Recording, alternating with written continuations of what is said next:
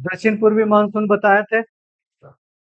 उत्तर पूर्वी मानसून, उत्तर पूर्वी मानसून के बारे में आप लोगों को बताए थे। उत्तर पूर्वी मानसून के बारे में बताए थे कि उत्तर पूर्वी मानसून एक ऐसा मानसून है। उत्तर पूर्वी मानसून एक ऐसा मानसून है जो जिसकी हवाएं क्या होती है, सूखी होती है। क्या होती है? सूखी होती है। और उसके कारण क्या होती है, बारिश नहीं कर पाती है। लेकिन अपवाद में आप लोगों को बताए थे कि भारत का जो नक्शा है ना, भारत का नक्शा कुछ इस तरीके से है ना। भारत का नक्शा हम बताए थे।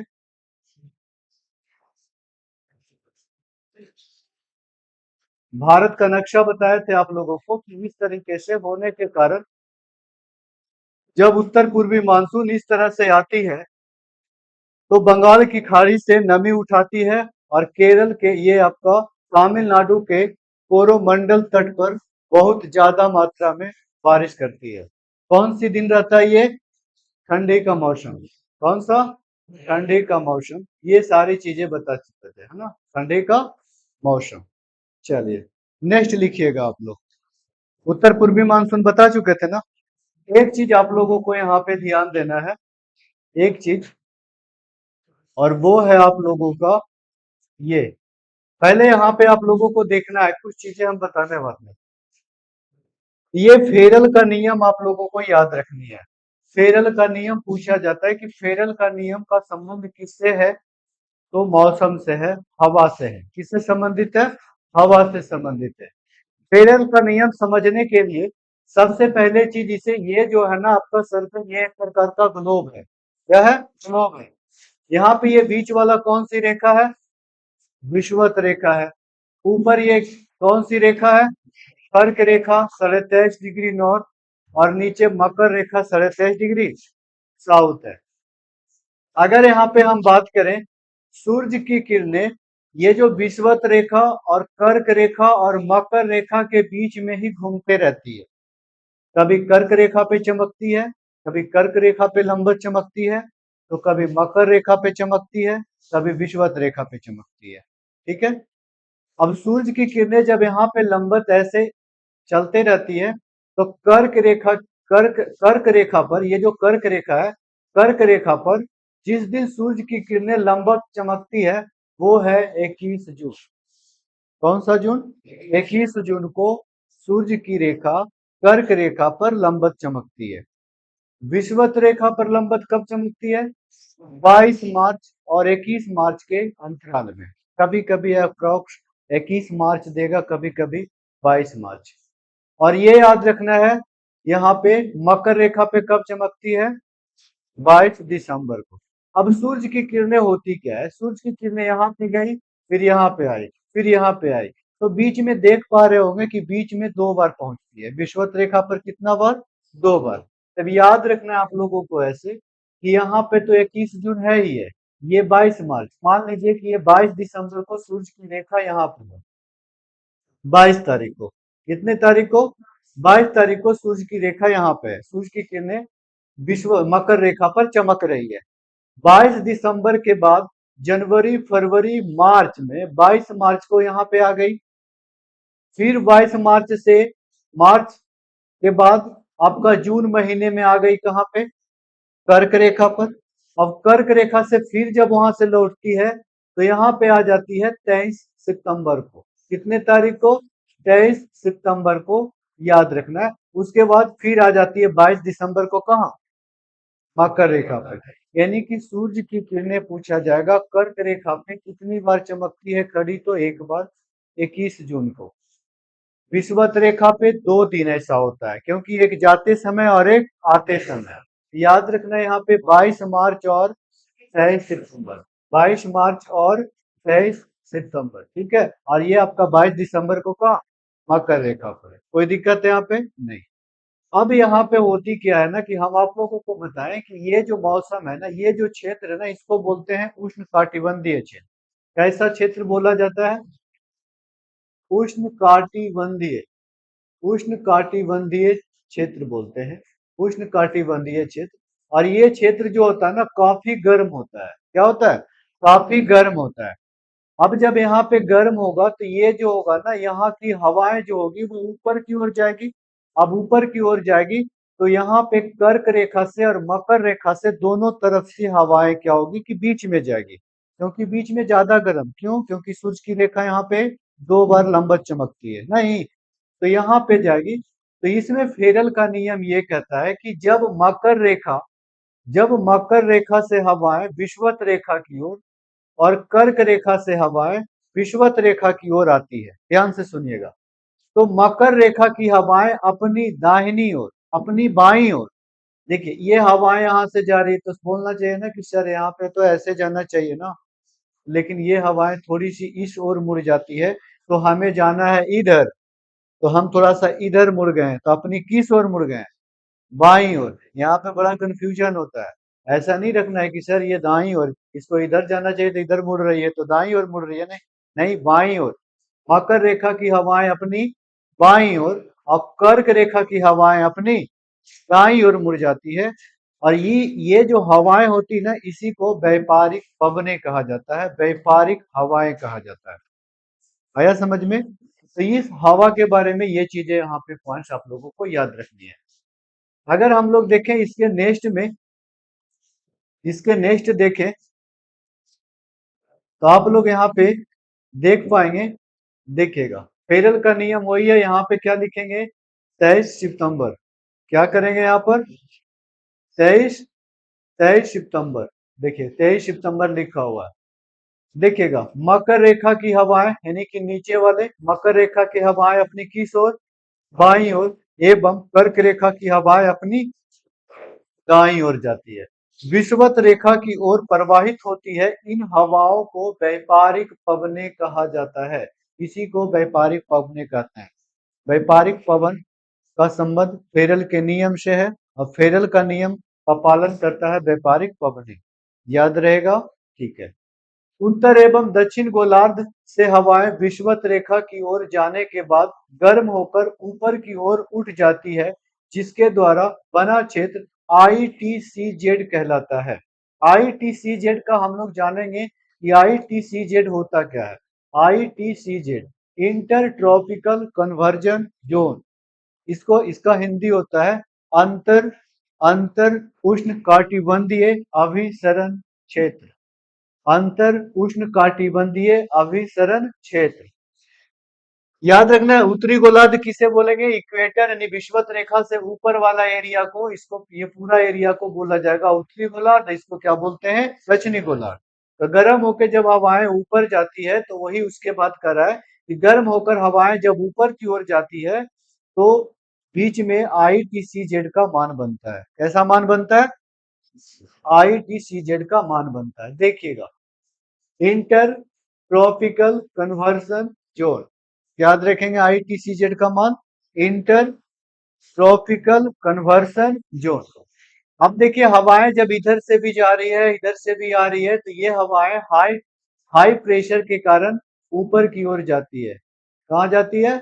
ऊपर की ओर। और ऊपर की ओर जाने के बाद दोनों आपस में टकराती है और फिर बारिश करती है। नीचे लो टेम्परेचर होता है, लो प्रेशर बनता है, इसी को बोलते हैं ITCZ। क्या बोलते हैं? ITCZ। याद रहेगा? याद रखना है अंतर उष्ण कटिबंधीय अभिसरण जोन। और ITCZ को डोल्ड्रम या शांत क्षेत्र के नाम से भी जाना जाता है। याद रहेगा? आप लोग कॉपी निकालिए फास्ट में, जल्दी से निकालें। निकाल लिए? जल्दी से आप लोगों को इसको बनाना है फास्ट में। लिखिएगा फेरल का नियम। अभी फेरल के नियम में कुछ चीजें और लिखाना है। लिखिएगा फेरल का नियम, फेरल का नियम फास्ट में। फेरल का नियम, फेरल का नियम, फेरल का नियम, फेरल का नियम, फेरल का नियम लिखें। लिखिएगा विषुवत रेखीय, विषुवत रेखीय निम्न दाब, विषुवत रेखीय निम्न दाब भरने के लिए, विषुवत रेखीय निम्न दाब भरने के लिए मकर रेखा की हवाएं, मकर रेखा की हवाएं एवं कर्क रेखा की हवाएं, मकर रेखा की हवाएं एवं कर्क रेखा की हवाएं हवाएं विषुवत रेखा की ओर प्रवाहित होती है, विषुवत रेखा की ओर प्रवाहित होती है, विषुवत रेखा की ओर प्रवाहित होती है, विषुवत रेखा की ओर प्रवाहित होती है, प्रवाहित होती है, प्रवाहित होती है। ठीक है, बीच में ऐसा क्षेत्र बना लीजिए फास्ट में, जल्दी से बीच में ऐसा क्षेत्र बना लेना है इस तरीके से।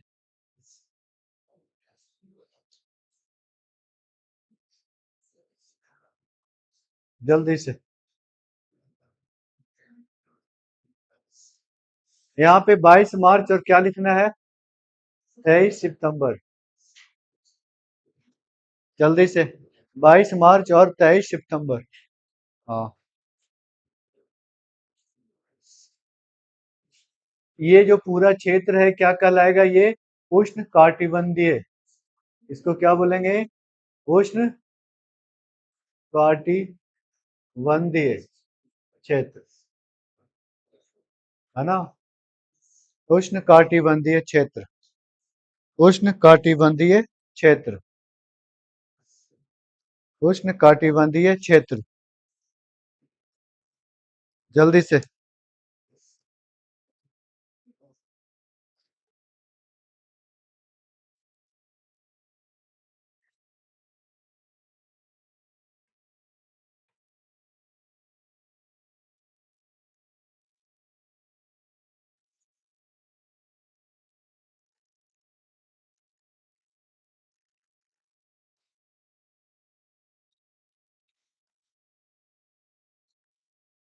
जल्दी से बनाइए आप लोग।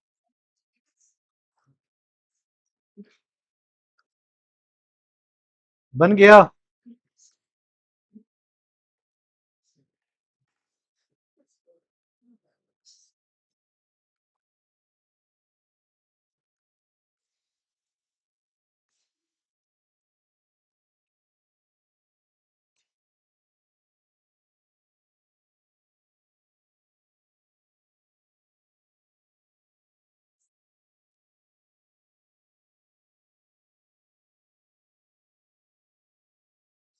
बनने के बाद क्या लिखेंगे हम लोग, मकर रेखा की हवाएं इधर ना जाकर के अपनी बाईं ओर, और कर्क रेखा की हवाएं अपनी दाहिनी ओर। देखिएगा डैश दे करके, मकर रेखा, मकर रेखा की हवाएं, मकर रेखा की हवाएं अपनी बाईं ओर, कौमा, मकर रेखा की हवाएं अपनी बाईं ओर, कौमा, कर्क रेखा की हवाएं, कर्क रेखा की हवाएं अपनी दाईं ओर, अपनी दाईं ओर विषुवत रेखा की ओर प्रवाहित होती है, विषुवत रेखा की ओर प्रवाहित होती है, प्रवाहित होती है, प्रवाहित होती है, कौमा, इन हवाएं को, इन हवाएं को व्यापारिक पवने कहा जाता है, इन हवाएं को व्यापारिक पवने कहा जाता है। आप लोग खुद अपने से भी लिख सकते हैं, जिस तरीके से बता चुके हैं। आप लोगों को ये देख करके समझना है, ये तो लिखा रहे हैं कि कभी कॉपी में रहेगा लिखा हुआ तो आप लोग समझ सकते हैं, मगर कहीं ध्यान में नहीं रह पाया तो, है ना। इसको ऐसे जाना था, लेकिन ऐसे नहीं जा करके अपनी बाईं ओर, और ऊपर वाले कहा अपनी दाईं ओर, है ना। चलिए ठीक है, नेक्स्ट पॉइंट में लिखना है, नेक्स्ट पॉइंट में उत्तरी गोलार्ध, उत्तरी गोलार्ध एवं दक्षिणी गोलार्ध, उत्तरी गोलार्ध, उत्तरी गोलार्ध एवं दक्षिणी गोलार्ध से हवाएं, से हवाएं विषुवत रेखा, उत्तरी गोलार्ध एवं दक्षिणी गोलार्ध से हवाएं विषुवत रेखा की ओर आने के बाद विषुवत रेखा की ओर आने के बाद विषुवत रेखा की ओर आने के बाद गर्म होकर गर्म होकर ऊपर की ओर उठ जाती है। गर्म होकर ऊपर की ओर उठ जाती है। उठ जाती है। उठ जाती है, कौमा ऊपर की ओर उठ जाती है, कौमा जिससे बना क्षेत्र जिससे बना क्षेत्र जिससे बना क्षेत्र जिससे बना क्षेत्र बना क्षेत्र बना क्षेत्र अंतर उष्णकटिबंधीय अभिसरण क्षेत्र कहा जाता है। यहाँ लिखना है अंतर उष्णकटिबंधीय अभिसरण क्षेत्र कहलाता है। दिखाई दे रहा है जी? अंतर उष्णकटिबंधीय अभिसरण क्षेत्र कहलाता है। अंतर उष्णकटिबंधीय अभिसरण क्षेत्र कहलाता है। अभिसरण क्षेत्र कहलाता है। ब्रैकेट में ITCZ भी कर सकते हैं, है ना। अंतर उष्णकटिबंधीय अभिसरण क्षेत्र जहां पे लिखे ना, ब्रैकेट में ITCZ लिख देना है। ITCZ हो गया। नीचे लिखना है ITCZ equal to ITCZ equal to इसका फुल फॉर्म कैक एग्जाम में पूछा गया है कि इसका अर्थ क्या होता है, इसका फुल फॉर्म क्या होता है। लिखना है intertropical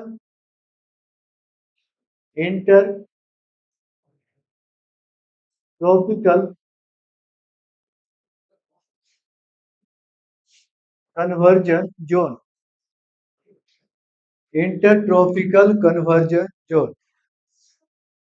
intertropical conversion zone GE है यहाँ पे, ठीक है। MC conversion zone, intertropical conversion zone हो गया। नेक्स्ट पॉइंट में हम यहाँ पे लिख सकते हैं कि इस क्षेत्र को शांत क्षेत्र या डोलड्रम के नाम से भी जाना जाता है। इस क्षेत्र को शांत क्षेत्र या डोलड्रम के नाम से भी जाना जाता है। इस क्षेत्र को शांत क्षेत्र या डोलड्रम के नाम से भी जाना जाता है। जाना जाता है। जाना जाता है। शांत क्षेत्र या डोलड्रम के नाम से जाना जाता है। हो गया।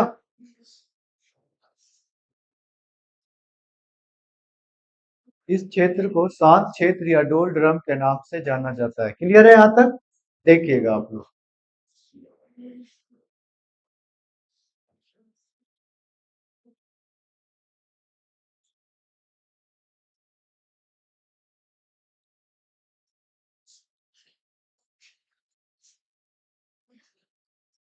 कुछ चीजें आप लोगों को बता चुके थे और उसके बाद यहाँ से हम लोग चले गए एक का एक ही कर करके।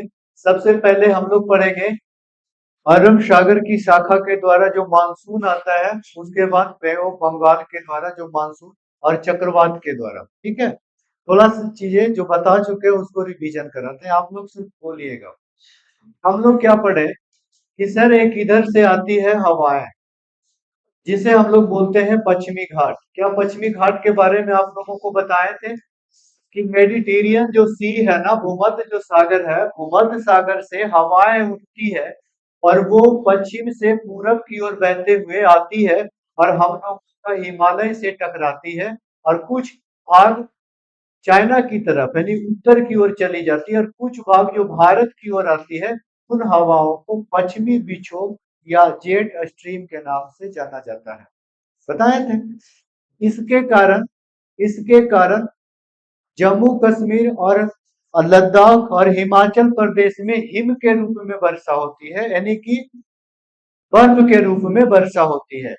पंजाब हो गया, नीचे हरियाणा हो गया, दिल्ली हो गया, खुद के रूप में वर्षा होती है और ये भी लिखा है कि जब ये हवाएं काफी तीव्र मात्रा में होता है, पश्चिमी विक्षोभ काफी मजबूत होता है, तो वही हवाएं कभी कभी यूपी बिहार के इलाकों में भी आ जाती है हवाएं, है ना, पानी के रूप में। क्लियर है? अगर हम बात करें उत्तर पश्चिम ये उत्तर पूर्वी मानसून के कारण, उत्तर पूर्वी मानसून के कारण वर्षा नहीं होती है, सिर्फ वर्षा होती है तो कोरोमंडल तट पर। दक्षिण पश्चिम मानसून के कारण बता चुके हैं कि दक्षिण पश्चिम मानसून के कारण बहुत सारी चीजें आप लोगों को फैक्ट बताए हैं, उसमें से याद रखना है आप लोगों को कि दक्षिण पश्चिम मानसून के कारण तमिलनाडु के तटों पर वर्षा नहीं होती है। दक्षिण पश्चिम मानसून के कारण सबसे ज्यादा अगर वर्षा होती है तो ये होती है कोरोमंडल तट, और आपका यहाँ पे इसको, हाँ, ये मालाबार तट, कोरोमंडल नहीं, कौन सा तट, मालाबार तट। और यहाँ पे मेघालय के पास गारो खासी जयंती है। हालांकि इसके बारे में सुरमा घाटी से जो हवाएं जाती है आप लोगों को बताए हैं, अभी ये चीजें लिखाएंगे। यहाँ पे हिमालय होने के कारण ये हवाएं ऊपर नहीं निकल पाती है, यानी उत्तर की ओर नहीं जा पाती है, और ये हिमालय होने के कारण ये हवाएं इधर की ओर मुड़ जाती है, जिसके कारण वेस्ट बंगाल, बिहार, यूपी में वर्षा होती है दक्षिण पश्चिम मानसून के कारण। हवाएं क्योंकि ये बे बंगाल में अपनी नमी उठाती है, पानी टकराती है समुद्र से, नमी उठाती है, और सबसे ज्यादा वर्षा वेस्ट बंगाल में, उसके बाद बिहार में, और फिर यूपी में करती है। इसलिए बिहार में सबसे ज्यादा बारिश का स्थान भी जो है ना, वो वेस्ट बंगाल से सीमा लगाता है, किशनगंज। बताया थे? चलिए, अब हम लोग दोनों चीजें को अलग अलग करके पढ़ेंगे। तो यहाँ से तीन चार चीजें हम लोग पढ़ेंगे। एक तो पढ़ेंगे कि मई में क्या मौसम होता है, मार्च में कैसा मौसम होता है, मार्च में आईटीसीजेड का मान क्या होता है। अभी जो इंटर ट्रॉपिकल कन्वर्सन जोन जो भी पता है आईटीसीजेड, इससे आप लोगों को समझ में आ गया होगा कि सर ये हाई प्रेशर कहाँ पर होगा, तो वहीं पे होगा जहां की सूर्य की किरणें होंगी, हाँ या नहीं। तो सूर्य की किरणें क्या एक जगह पे होती है? नहीं, सूर्य की किरणें तो पूरा मकर रेखा, कर्क रेखा गमन करते रहती है, तो आईटीसीजेड का मान भी कहीं एक जगह स्थायी नहीं रहता है। जैसे जैसे सूर्य की किरणें गमन करती है, आईटीसीजेड का मान भी उसी के नीचे बनता है। आईटीसीजेड का मान कभी दिखाई नहीं देता है। सूर्य की किरणें जब लंबत चमकती है, गर्म होके वायु ऊपर की ओर उठता है, तो नीचे आईटीसीजेड का मान बनता है, यानी कि शांत हो जाता है, बारिश होने की संभावना होती है, लो प्रेशर नीचे हो जाता है। दिखाए थे ना अभी फोटो में, और बताएं भी, तो वो चीजें यहाँ पे ध्यान देना है। हेडिंग दीजिए आप लोग, हेडिंग दीजिए। ग्रीष्म ऋतु में, ग्रीष्म ऋतु में, ग्रीष्म मतलब क्या होता है? गर्मी। ग्रीष्म ऋतु में मौसम की क्रियाविधि, ग्रीष्म ऋतु में मौसम की क्रियाविधि, मौसम की क्रियाविधि, ग्रीष्म ऋतु में मौसम की क्रियाविधि, ग्रीष्म ऋतु में मौसम की क्रियाविधि, मौसम की क्रियाविधि लिखिएगा। 22 मार्च को, 22 मार्च को, 22 मार्च को सूर्य विषुवत रेखा पर, 22 मार्च को, 22 मार्च को सूर्य कहाँ होता है? विषुवत रेखा पर, विषुवत रेखा पर होता है। 22 मार्च को सूर्य कहाँ होता है? विषुवत रेखा पर होता है। उसी समय से, उसी समय से, उसी समय से, उसी समय से रुक जाइएगा। 22 मार्च को सूर्य विषुवत रेखा पर होता है। इस समय से 22 मार्च के बाद सूर्य उत्तरायण या दक्षिणायन, क्या होगा? उत्तरायण। यहाँ हमें नहीं देखना, इसको देखना है, यहाँ से वो ऊपर जाएगा कि नीचे जाएगा। 22 मार्च से सर जी ऊपर जाएगा, क्योंकि 22 मार्च से ऊपर जाएगा तब तो 21 जून, 23 सितंबर से नीचे आएगा तब तो 22 दिसंबर, तो यहाँ पे पहुंचेगा नया राशि में। 22 मार्च को सूर्य की किरणें विषुवत रेखा पर होती है, तो 22 मार्च को उत्तरायण पूछा जाएगा। 22 मार्च से सूर्य की किरणें उत्तरायण या दक्षिणायन, उत्तरायण होती है। लिखिए क्या लिखे हैं? उसी समय से, उसी समय से उत्तरायण उत्तरायण उत्तरायण होने लगता है होने लगता है कौमा होने लगता है कौमा 21 जून 21 जून को 21 जून को सूर्य की किरणें 21 जून को सूर्य की किरणें किस रेखा पर चमकती है? कर्क रेखा पर पहुंच जाती है ना, कर्क रेखा पर चमकता है। 21 जून को सूर्य की किरणें कर्क रेखा पर चमकता है। नेक्स्ट पॉइंट में लिखना है, अब आप लोगों को बताना है कि ITCZ का मान क्या यहीं पे रहेगा कि ये भी किस रेखा पे चला जाएगा? कर्क रेखा पे चला जाएगा। लिखिएगा ITCZ ITCZ ITCZ हिंदी इसका पता है ना आप लोगों को? अंतर उष्ण कटिबंधीय अभिसरण क्षेत्र। ITCZ सूर्य की किरणें के साथ साथ ITCZ सूर्य की किरणें के साथ साथ सूर्य की किरणें के साथ साथ खिसकने लगता है खिसकने लगता है खिसकने लगता है खिसकने लगता है खिसकने लगता है। नेक्स्ट पॉइंट में जैसे जैसे जैसे जैसे जैसे जैसे जैसे जैसे ITCZ का मान जैसे जैसे ITCZ लिखना है, जैसे जैसे ITCZ उत्तर की ओर खिसकता है जैसे जैसे ITCZ उत्तर की ओर खिसकता है पश्चिमी विक्षोभ कमजोर पड़ने लगता है पश्चिमी विक्षोभ कमजोर पड़ने लगता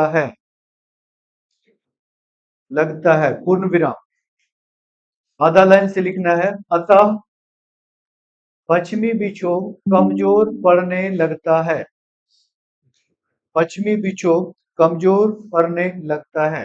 पश्चिमी विक्षोभ को इंग्लिश में क्या बोलेंगे? Jet stream. क्या बोलेंगे? Jet stream.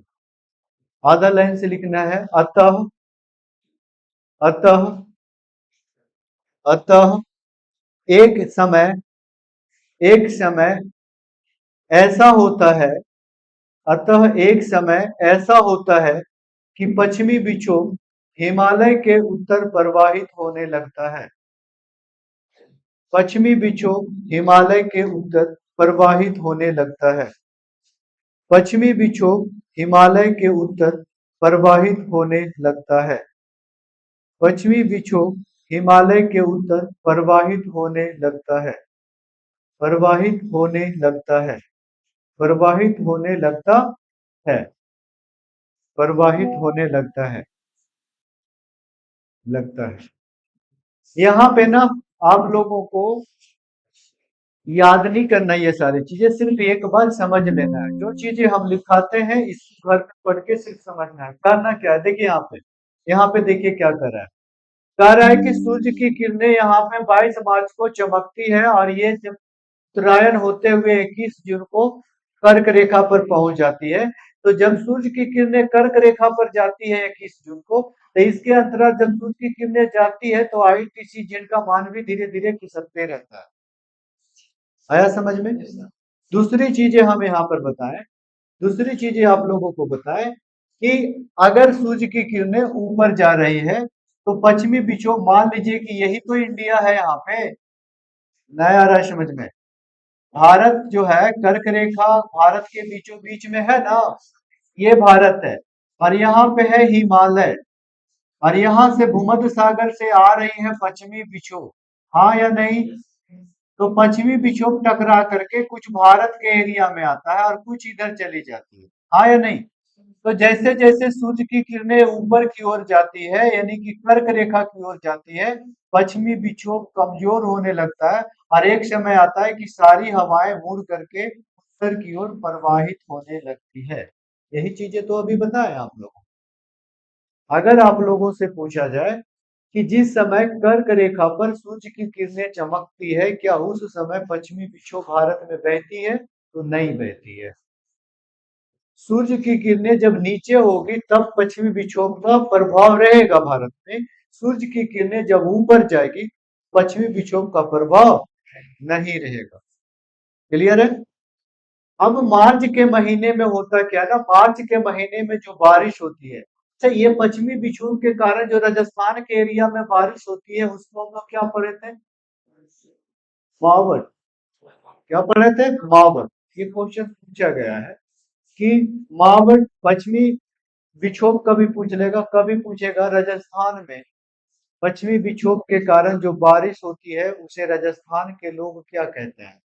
मावट बोलते हैं। ऐसा नहीं कि पश्चिमी विक्षोभ के कारण बारिश हो रही है, क्या बोला जाता है? मावट बोला जाता है। हाँ या नहीं?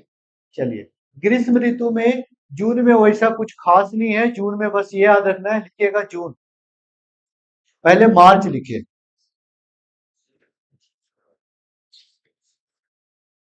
मार्च अप्रैल को साथ में पढ़ेंगे कि मार्च अप्रैल में भारत की स्थिति क्या रहती है। मार्च और अप्रैल, मार्च का ही तो महीना है ना, अब अप्रैल आएगा। लिखिएगा मार्च अप्रैल, ऊपर में हेडिंग देना है मार्च डैश अप्रैल, मार्च और अप्रैल, मार्च और अप्रैल। लिखिएगा 22 मार्च को सूर्य के उत्तरायण होने के साथ, 22 मार्च को सूर्य 22 मार्च को सूर्य के उत्तरायण होने के साथ भारतीय महाद्वीप का 22 मार्च को सूर्य उत्तरायण होने के साथ भारतीय महाद्वीप का पश्चिमोत्तर सीमा भी गर्म होने लगता है। आप लोग घर पे नोट कर लेंगे, पीडीएफ चला जाएगा तो अभी आप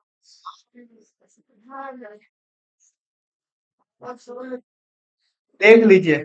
फर्स्ट में, फर्स्ट में देखिए, आप लोगों को लिखाया इसलिए जाता है ना कि आप लोग मेहनत करेंगे, लिखने के समय और सुनने के समय में ना थोड़ा सा याद होता है। पीडीएफ में तो तुरंत बताया जा सकता है। आप लोग घर पे ईमानदारी से नोट करेंगे, क्योंकि वर्षों के दिन ना जब जो जो स्टूडेंट बताएंगे उन्हीं को एंट्री मिलेगा।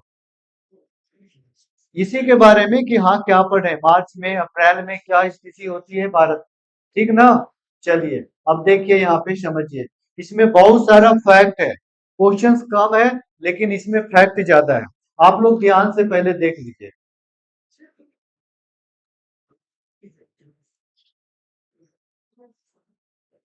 देखिए मार्च अप्रैल ना, मार्च अप्रैल ना, चलिए देखिएगा मार्च अप्रैल में क्या है, ध्यान देना है।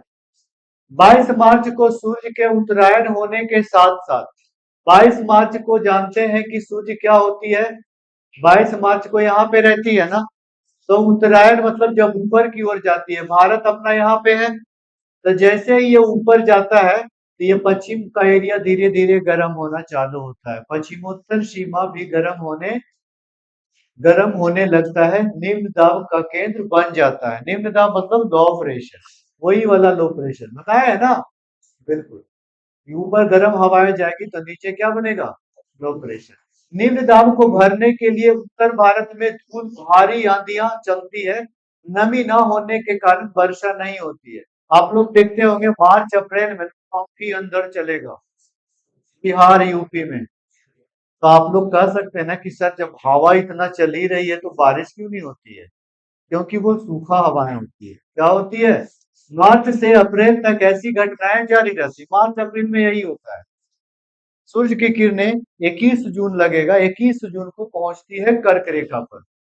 तो जैसे जैसे ये धीरे धीरे ऊपर जाता है इस एरिया गर्म होते रहता है, हम लोगों का एरिया, उत्तरी भारत का एरिया गर्म होने लगता है, और गर्म होने के कारण कुछ हवाएं ऊपर जाती है, और उन हवाओं जो खाली स्थान होता है उसको भरने के लिए आसपास की हवाएं आती है, जिसके कारण अंधर पूरा चलता है। नहीं, मार्च अप्रैल में अंदर चलने का ये रीजन है, ठीक है। नेक्स्ट आप लोगों को याद रखना है, अब मई में देखते हैं। मई महीने के पहले सप्ताह दिखाई दे रहा है जी, इसको नोट कर लेना है। मई महीने, मई महीने के पहले सप्ताह में ITCZ भारत के दक्षिण में प्रवेश कर जाता है। मई महीना जैसे ही आएगा, पहला सप्ताह में ITCZ का मान भारत में क्या होगा? उत्तर भारत, भारत के दक्षिण में क्या होता है? प्रवेश कर जाता है। भारत के दक्षिण में, यानी कि यहाँ पे है 22 मार्च को यहाँ से सूर्य चला और यहाँ पे है कर्क रेखा, और यहाँ पे यानी कि यहाँ पे पहुंचने में लग जाता है कि कौन सा, मई। सूर्य को बता रहे हैं, सो ITCZ साथ में जा रहा है। समुद्र नजदीक होने के कारण जब हवाएं ऊपर उठती है तो वर्षा होती है। इस वर्षा को मौसमी फुहार कहा जाता है। अब याद रखना है कि हम लोगों का एरिया में तो अंधड़ चलता है, तो कोई दिक्कत नहीं है क्योंकि आसपास में समुद्र नहीं है। लेकिन याद रखना है कि यही हवाएं समुद्र के नजदीक में जब रहती है ना, तो समुद्र से नमी उठाती है ना, और इसके कारण थोड़ा बहुत जो बारिश होता है ना, उसके कारण उसी को बोला जाता है मौसमी, ना मौसमी मौसमी पूर्व फुहार, मौसम के पहले फुहार। केरल में इस वर्षा को आम्र वर्षा कहते हैं। पूछा जाता है ग्रीष्म ऋतु में केरल में जो वर्षा होती है, कौन से वर्षा, आम्र वर्षा क्यों कहते हैं? याद रखना है, फूलों वाली वर्षा, आम्र वर्षा या फूलों वाली वर्षा, आम का जो फसल होता है ना उसके लिए लाभदायक होता है, इसीलिए केरल में आम्र वर्षा कहते हैं, फूलों की वर्षा कहते हैं। कर्नाटक में कॉफी वर्षा या चेरी ब्लॉसम कहा जाता है। ये सब पॉइंट है। कर्नाटक में कौन सी वर्षा, यही मौसमी फुहार के कारण जो वर्षा होती है, ठीक है। कि कौन से मौसम है, ग्रीष्म ऋतु में। मई महीने के अंत में ITCZ कर्क रेखा के पास पहुंच जाता है। बंगाल की खाड़ी हलचल का केंद्र बन जाता है। अब कर्क रेखा पे आ गया, कर्क रेखा पे आ गया तो याद रखना है कि ये बंगाल की खाड़ी हलचल का केंद्र बन जाता है। बंगाल की खाड़ी से कई तूफान उठता है, जिसके कारण बंगाल बंगाल एवं उड़ीसा में काफी तेज हवाएं चलती है, जिसे काल बैसाखी कहते हैं। क्या बोलता है, काल बैसाखी बोला जाता है। तो काल बैसाखी के कारण जो हवाएं चलती, काल बैसाखी किस भारत से संबंधित है, उत्तरी भारत से। आम्र वर्षा कहाँ, केरल।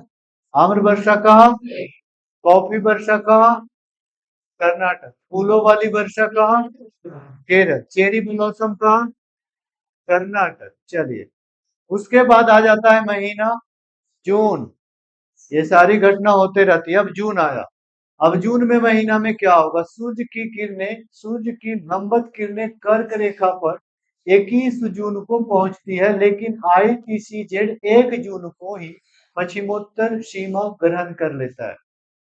कारण स्थल खंड जल्दी गर्म होने का कारण है ITCZ, है ना, याद रखना है ITCZ जो है पश्चिमोत्तर सीमा ग्रहण कर लेता है।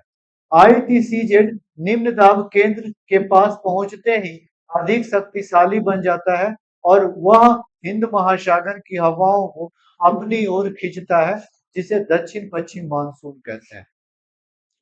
याद रखना है कि हम लोगों के पास यहाँ पे कर्क रेखा पर कितने तारीख को पहुंच रहा है, 21 जून को। कितने तारीख को, 21 जून को।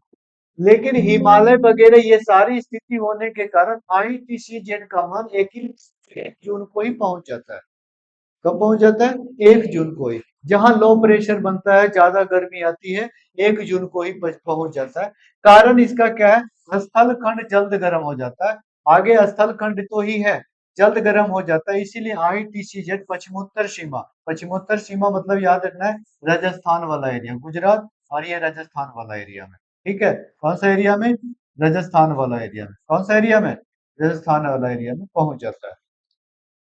नेक्स्ट देखिए, अरब सागर की शाखा। अरब सागर की शाखा में आप लोगों को यहाँ पे याद रखना है कि अरब सागर के बारे में हम लोग पढ़ेंगे। अरब सागर में कौन कौन सी घटनाएं होती है। अरब सागर का मतलब है आपका यही ना, इसी को ना बोलते हैं अरब सागर। अब ये सारी हवाएं के बारे में कुछ पॉइंट्स बोला जाता है कि ये सारी हवाएं क्या है, कैसे बारिश करती है, इसके बारे में देखिएगा। अरब सागर की शाखा, जब अरब सागर की शाखा 1 जून को मालाबार तट पर बरसी करती है, उसे मॉनसून या धमाका कहते हैं। भारत में सबसे पहला बारिश आती है कितने तारीख को, 1 जून को। कितने तारीख को, 1 जून को। और ये पहुंचता है केरल का मालाबार तट। कौन सा तट, मालाबार तट। इस बारिश को धमाका कहा जाता है। क्या कहा जाता है? धमाका कहा जाता है कि देखिए धमाका शुरू हो गया।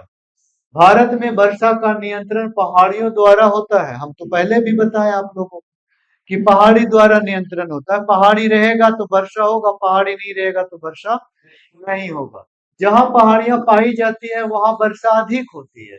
अतः पहाड़ियों से हवाएं टकराने के बाद ऊपर उठ जाती है। ये पहाड़ी है, यहाँ पे हम लोग है, यहाँ से हवाएं आ रही है, तो यहाँ पे हवाएं क्या होगी, धीरे धीरे ऊपर उठ जाएगी, है ना। और ऊपर उठने के बाद क्या होगा, ठंडा हो जाएगा। ऊपर उठ जाती है जिसके कारण तापमान में कमी आती है, यानी हवाएं क्या होती है, ठंडा हो जाती है, जिसे एडियाबेटिक ताप ह्रास के नाम से जाना जाता है। गुजरात से लेकर के कन्याकुमारी के पश्चिमोत्तर घाट तक अधिक वर्षा होती है, जिसे वेस्ट घाट पर होने वाली वर्षा दक्षिण उत्तर की ओर घटती चली जाती है। यानी कि आप लोगों को याद रखना है कि अगर ये भारत है तो सबसे ज्यादा तो वर्षा यही होती है। इसके कारण सबसे ज्यादा वर्षा इस पहाड़ी पर होती है, पश्चिमी घाट पर। लेकिन याद रखना है दक्षिण से जैसे जैसे उत्तर की ओर जाएंगे बारिश का क्रम घटते जाएगा। सबसे ज्यादा बारिश यहाँ होगा, उससे कम यहाँ होगा, उससे कम यहाँ होगा, उससे कम यहाँ पे होगा। बारिश क्या होगा, कमते चला जाएगा। ये समझ पा रहे हैं आपको क्या हम बताना चाह रहे हैं? बिल्कुल। आगे कह रहा है यहाँ पे, गुजरात का गिर, मांडव, वर्धा पहाड़ी से जब दक्षिण पश्चिम मानसून टकराती है, जिसके कारण गुजरात का सौराष्ट्र क्षेत्र हरा भरा, वही गुजरात का उत्तरी भाग सूखा रहता है। ये गुजरात है, अब इस तरह से जा रही है। यहाँ पे गिर है, मांडीव पहाड़ी है, गिर है, मांडीव है, और एक है बरदा पहाड़ी। तो पहाड़ियां से जब हवाएं टकराती है तो यहाँ पे बारिश होता है, बहुत सारी बारिश होती है। लेकिन यही हवाएं जब ऊपर जाती है तो यहाँ पे उतना कोई पहाड़ी है नहीं, तो ये भाग ना, गुजरात का उत्तर वाला भाग सूखा दिखता है, लेकिन गुजरात का दक्षिण वाला भाग क्या होता है, हरा भरा रहता है। कारण है पहाड़ी। क्या कारण है? पहाड़ी। वो चीजें यहाँ पे बताया गया है। नेक्स्ट देखिए, नेक्स्ट कह रहा है यहाँ पे कि दक्षिण पश्चिम मानसून की कुछ शाखाएं गुजरात को पार कर जाती है। अब कुछ शाखा है ना कि गुजरात को भी तो पार करती है, तो कहाँ जाती है ये, राजस्थान में। तो राजस्थान में जब जाती है, देखिए कुछ हवाएं गुजरात को पार कर जाती है और वह कहाँ पहुंचती है, अरावली की सर्वोच्च चोटी गुरु शिखर से टकरा कर वर्षा करती है। क्योंकि राजस्थान में ही तो गुरु शिखर है, अरावली, ये सारी चीजें बता चुके हैं।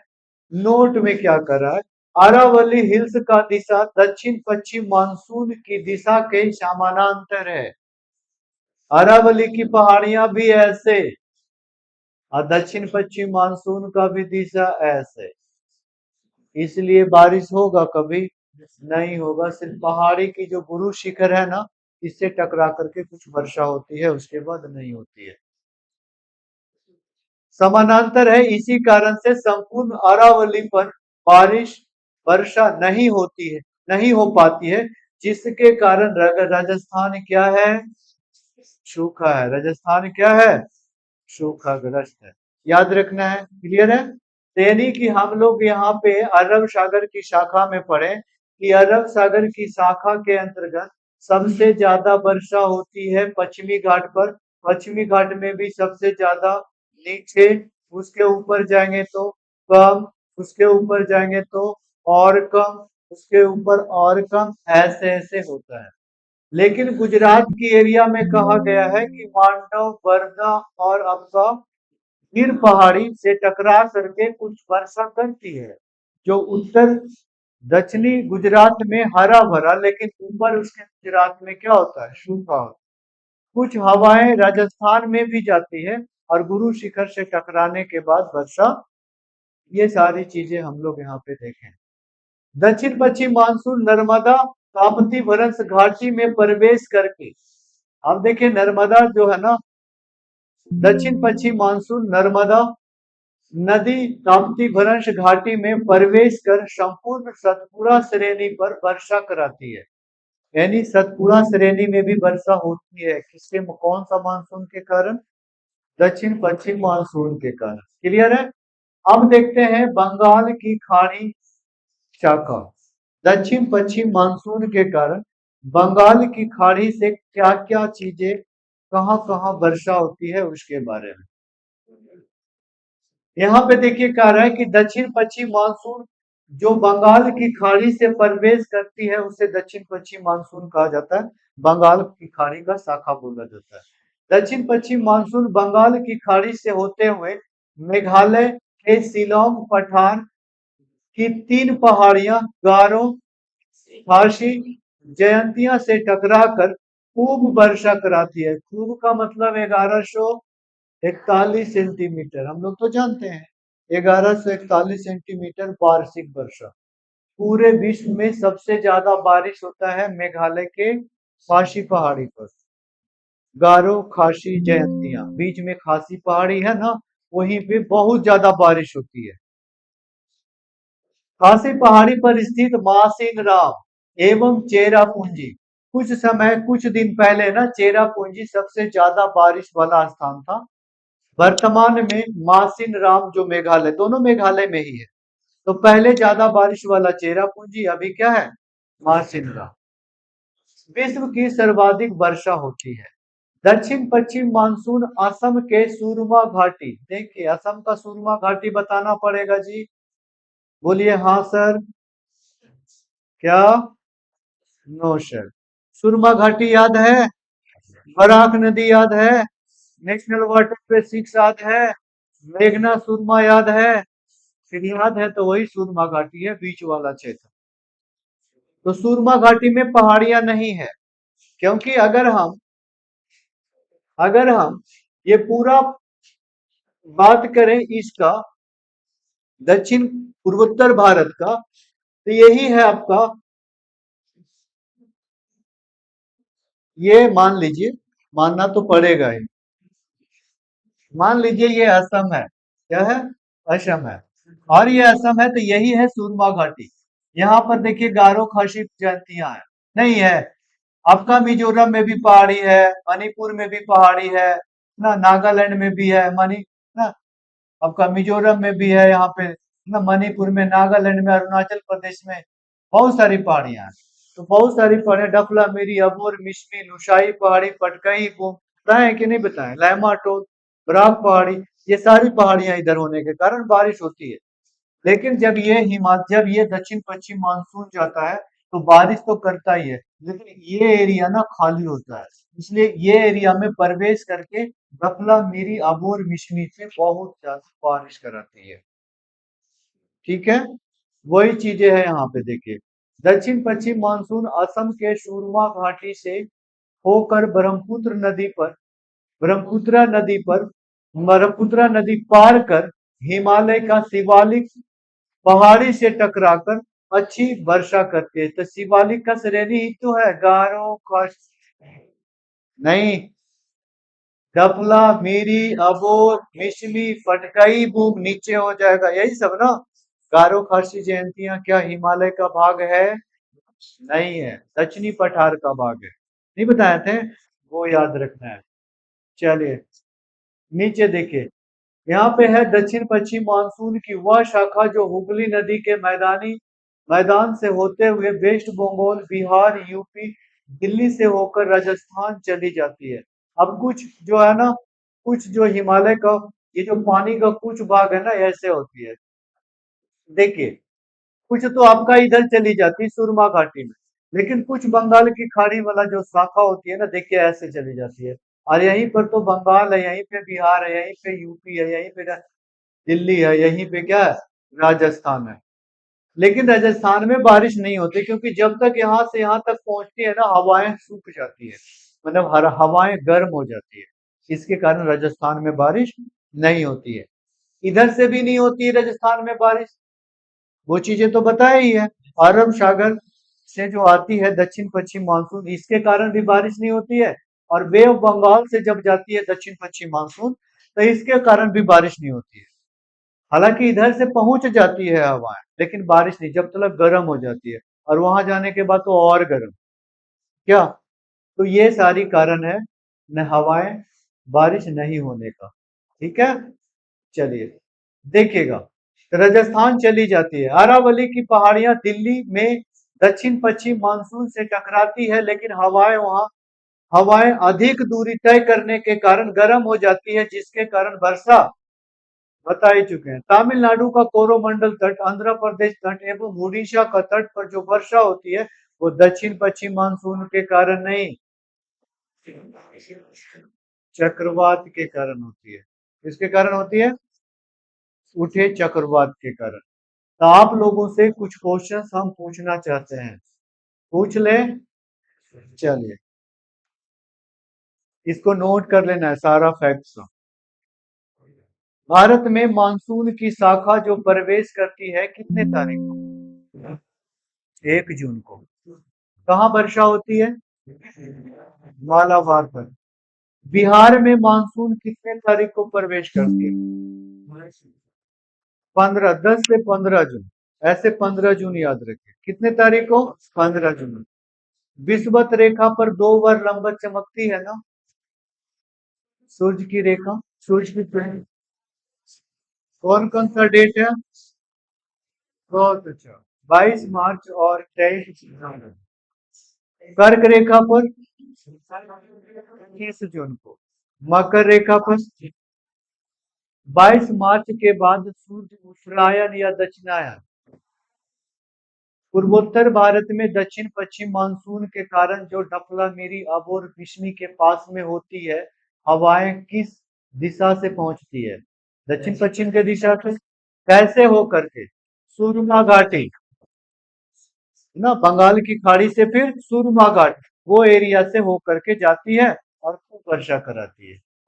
दक्षिण पश्चिम मानसून के कारण बिहार में वर्षा होती है, बिल्कुल होती है। क्या अरब सागर की दक्षिण पश्चिम मानसून की शाखा के अंतर्गत कर्नाटक में वर्षा होती है? नहीं होती है। कर्नाटक में क्यों वर्षा होगी? क्यों? क्योंकि सर यहाँ पे कर्नाटक का कुछ ही एरिया में है ना जो वर्षा होगी, क्योंकि ये है आपका क्या, अमरावली, यहीं पे टकराती है, यहीं पे बारिश होती है, और पहाड़ियां भी ऐसे ऐसे करके जो पड़े है ना, वो इधर से नहीं जाती है। इसीलिए तो ये सब पहाड़ियां है। क्या आप लोगों को पहाड़ी बताए थे ये सब? ये सब आप लोगों को पहाड़ी बताए थे। मांडवी, जुआरी, शरावती, गंगा देवी, पेरियार, भरतपूषा, पंबा, ये सारी पहाड़ियां पश्चिमी घाट से टकराती है और जस्ट नीचे गिर जाती है। ज्यादा लंबी पहाड़ियां नहीं है, ज्यादा लंबी नदियां नहीं है, ये नदियां छोटी छोटी नदियां हैं। यहाँ पे ऐसे हम लोग बनाए हैं, यहाँ पे पहाड़ियां ऐसे ऐसे होती है, यानी कि पहाड़ी जो है ना ऐसे रहेगी नहीं। तो ऊपर में जब यहाँ से हवाएं गई, यहाँ पे बारिश किया, तो जो पानी आया वो अरब सागर में, और कुछ पानी इधर पे। इस एरिया जो होता है ना, इस एरिया छाया क्षेत्र है, वो अभी आपको बताया जाएगा। छाया क्षेत्र क्या? Cherry blossom, cherry blossom Karnataka है, कॉफी के लिए लाभदायक है। मौसमी फुहार के कारण कुछ कुछ वर्षाएं होती है। क्या? दक्षिण पश्चिम मानसून के कारण। क्या? यहाँ पे पहाड़ियां हैं, बहुत तेज हवाएं आ रही है पछुआ, ध्यान दीजिएगा आप लोग, बहुत तेज हवाएं हैं। अब यहाँ पर ना एक पेड़ है, 3-4 पेड़ मान लीजिए, है ना, 3-4 पेड़ है, एक ही पेड़ मानते हैं, है ना। और यहाँ पे ना, यहाँ पे एक लोग है, यहाँ पे खड़ा है एकदम डरे हुए है। अब ये बताइएगा यहाँ पे क्यों नहीं है? यहाँ पर भी तो रह सकता है, यहाँ पर भी देखिए तो पेड़ का छाया नहीं है क्या? क्यों नहीं है ये यहाँ पे? इस ओर क्यों है? क्योंकि इधर से हवाएं आ रही है ना। तो ये जो पश्चिमी घाट है ना, ये भी बहुत पेड़ से भी ऊंचा है। हम लोग जब वन पढ़ेंगे ना तो पढ़ेंगे विश्व सदा उष्ण कटिबंधीय सदाबहार वन पाया जाता है, सागौन वृक्ष पाया जाता है कर्नाटक में, काफी चर्चित है ना। आप लोग तो देखे हैं ना केजीएफ, कौन सा वृक्ष होता है? लाल चंदन। क्या? अच्छा, पुष्पा में है। आप लोगों को ये चीज याद रहता है कि सर वो केजीएफ में नहीं है, पुष्पा में है। क्या नोट करके आएंगे। कल क्या क्या चीजें हम लोग पढ़ेंगे ध्यान दीजिए। एक चक्रवात पढ़ेंगे। हो सकता है कल भी आप लोगों को लिखना ना पड़े, घर पे लिखेंगे क्योंकि फास्ट में समाप्त होगा। चक्रवात पढ़ेंगे। दूसरी चीजें हम लोग पढ़ेंगे रबी फसल और खरीफ फसल के बारे में थोड़ा सा पढ़ें। ठीक है, और बारिश के बारे में। ठीक है, ठीक है, जाइए। पीडीएफ चला जाए।